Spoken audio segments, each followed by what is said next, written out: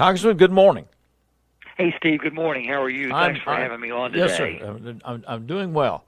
Well, we got a converging of different things happening out here. We've got an energy transition underway. The president came out yesterday, said there were going to be consequences for Saudi Arabia as to the increase in or the decrease in OPEC production. I don't know what exactly that means.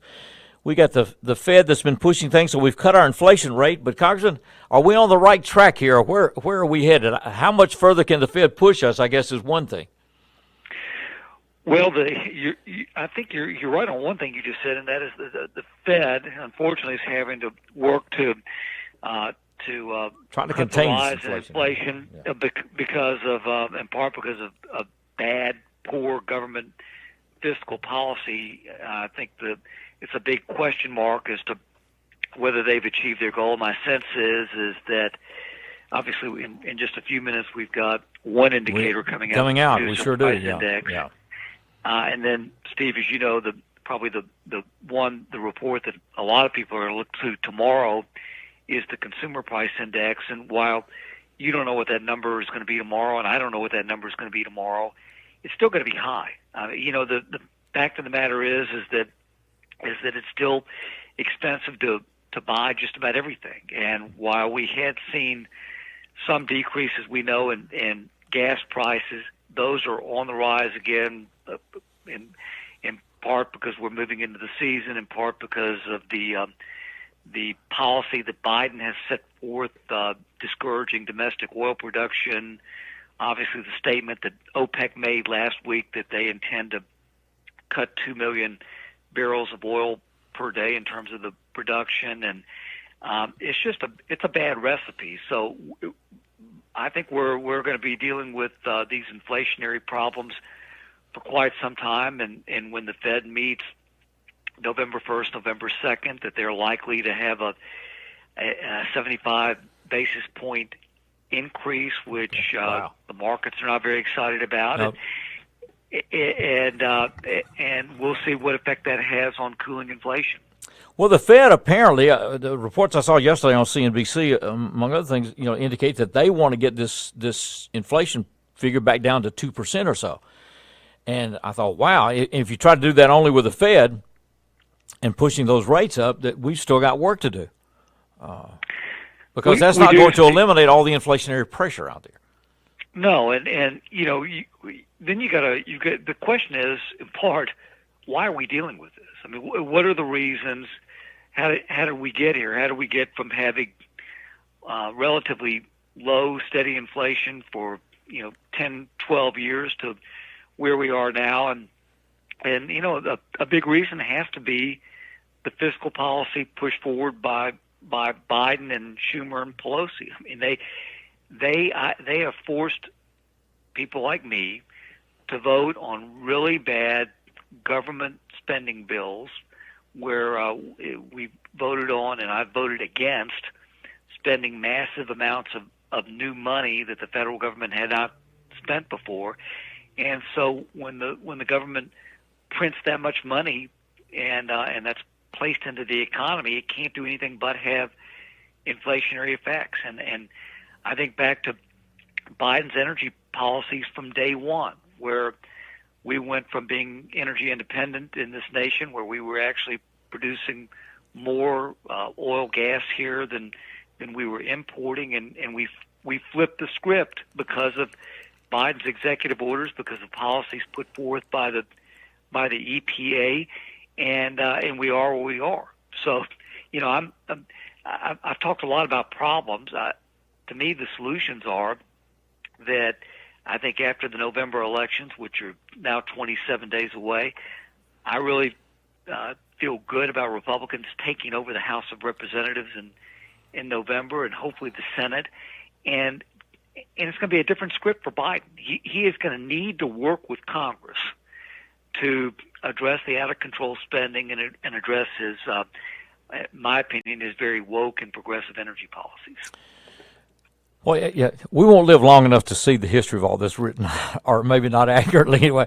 I don't know. I go back to that first $1 trillion package. And I know you wrestle with voting for that or not voting for that. And of course, in voting for that, you don't realize, well, that's just the first of many that are going to be coming along. When we get all that, and then the energy conversion. The mass drive because of environmental concerns to totally flip the way we power automobiles and everything else. I mean, it's going to be billions of dollars in cost to everybody for this. And like I said, we won't live long enough to see the history written on this, but I have real reservations or doubts that we have made some of the right moves. When the president yesterday said that there would be consequences for Saudi Arabia, what could they possibly be? Well, Steve, I think with Biden, who knows? Okay. He is really. You think about it, and just roll back the clock a few months. He's been all over the place. He during his campaign, and when he was elected early after he was elected or came into office, swore off the Saudis, called them names, said we wouldn't deal with them, and then, as we know, just a few months ago. Right. He went hand in hand to Saudi Arabia, said we would never deal with them, and from all accounts, at least what was reported, he's denied it, but he begged the Saudis to increase production. They've thumbed their nose at him. They've thumbed their nose at us. They don't respect Biden.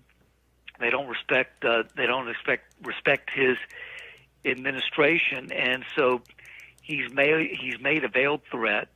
And we'll have to see whether he's sincere about it or not. But the fact of the matter is that by reducing the production here in the U.S., he makes us more dependent on the Saudis. He makes us more dependent on the Russians. He makes us more dependent on the Venezuelans for energy. And it's a bad script. It's a bad recipe. 8th District Congressman David Kustoff is with us. You mentioned the midterms. You seem confident that Republicans will take control of the House? I really do. Okay. We're 5 or 6 seats away. I think the very conservative estimates are that Republicans will gain between 15 and 20 seats in the House. I think it could be more. Okay. And when you think about those numbers, if you go back to 1994 when Newt took over and his team took over the House of Representatives for Republicans with the contract with America, they gained 18 seats. Okay. And so I said conservatively 15 to 20.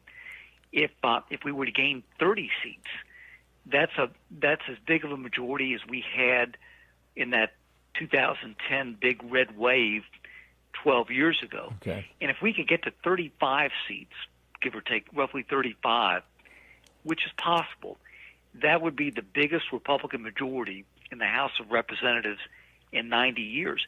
And I say all that, I'll back it up. When you ask people, whether they're in West Tennessee or across the nation, what are the most important issues, far and away, it goes back to what you and I were talking about at the beginning of this conversation, and that's inflation and the economy and the high cost of living. That is number one. Crime, certainly in the larger cities, is a big issue. The border is a big issue. Those are things that Republicans are talking about, and they're not things that Democrats are talking about because there's no record. I mean, you think about it. If you are a Democratic congressman, congresswoman trying to defend your seat, what can you point to?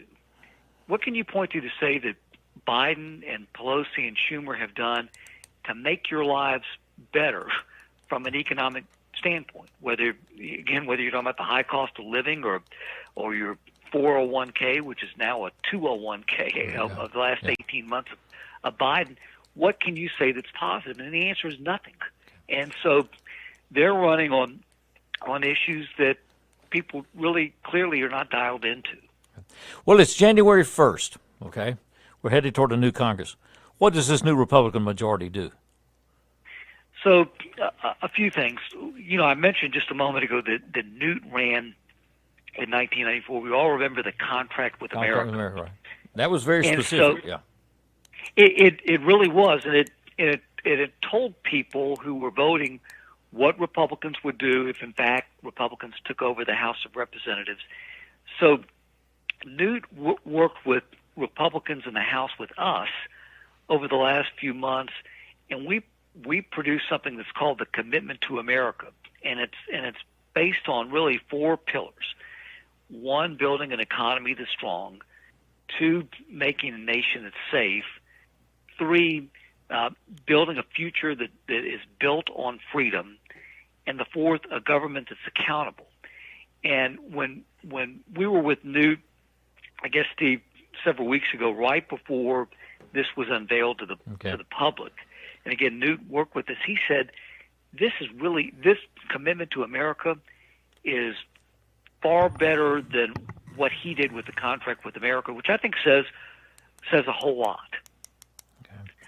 So the bottom line is, with those 4 pillars, we're telling the American people what we're going to do come January 2023, and you can do deeper dives if you want to go to the website. What we're going to do when we take over the House of Representatives in just a few months. Okay, Congressman David Kustoff with us. You see the same thing happening in the Senate, or is that much more iffy? Well, I don't know enough about as much about the Senate as I do the House. Okay. The House in terms of the races. My sense is that the Senate's going to be close. It's just going to be close, and it's going to come down to 4 or 5 states: Arizona, Georgia, Pennsylvania, maybe New Hampshire, Nevada. Okay. So Ohio in there, I guess. it's going to be closer. But I like the momentum, in part because we're just, unfortunately, as a nation, we're in bad shape, and the leadership, which is all Democrat, White House, Senate, House, it's rudderless. I mean, you asked me about Biden's comments about Saudi Arabia, and I'm very sincere when I say, who knows? Because Biden's all over the place, and then you usually have to have his aides come in that clean it up a day or so later, whatever he says. It kind of nears the thing. We've had 2 presidents in a row now where somebody has to come out and say, "Well, now that's not what he meant to say." I thought, well, I mean, how many times has Biden come out? Yeah. He made a statement about China and Taiwan and supporting Taiwan, and the aides have to come in and say, that's not our that's not our policy. And I cannot imagine a press secretary with Lyndon Johnson coming out and say, "Let me tell you what the president really means." Well, it shouldn't be that way. Yeah, it shouldn't be that way. Biden makes a statement a couple of days ago that we're about to, we're facing. I think his words were nuclear Armageddon, or the possibilities. It's like wow, it's a real shift. Congress, it's always good to talk with you. I appreciate the time very much. I'm also intrigued by sanctuary cities that are turning out not to be. In the sense that the mayor of New York is saying, "Look, our capacity is stretched." And I thought, how many people we got crossing the border at Texas now? Had 2 million this year. They're thinking, right? Or 200. That's a really good. Since Biden's taken office, I mean, you go back to January of 2021, that 3.5 million have been apprehended. So that's not the gotaways. Those are the people who've been taken into custody. Wow. It's just stunning. I don't know. Yeah, like I said, sanctuary cities, and then you start shifting people there, and it's like, wait a minute, we're not equipped. We're not equipped to handle this. It's like, what do you expect the people in Texas to do, or California? No, immigration is not a problem when it's Texas and Arizona, but when they go to New York and Martha's Vineyard, then all of a sudden it's a crisis. It's interesting. I'm going to talk to Bob Ney about that a little bit later. Congress, it's always good to talk with you. I appreciate it very much. Thank you, Steve. Thank you for having me on this morning. Always a pleasure. Thank you.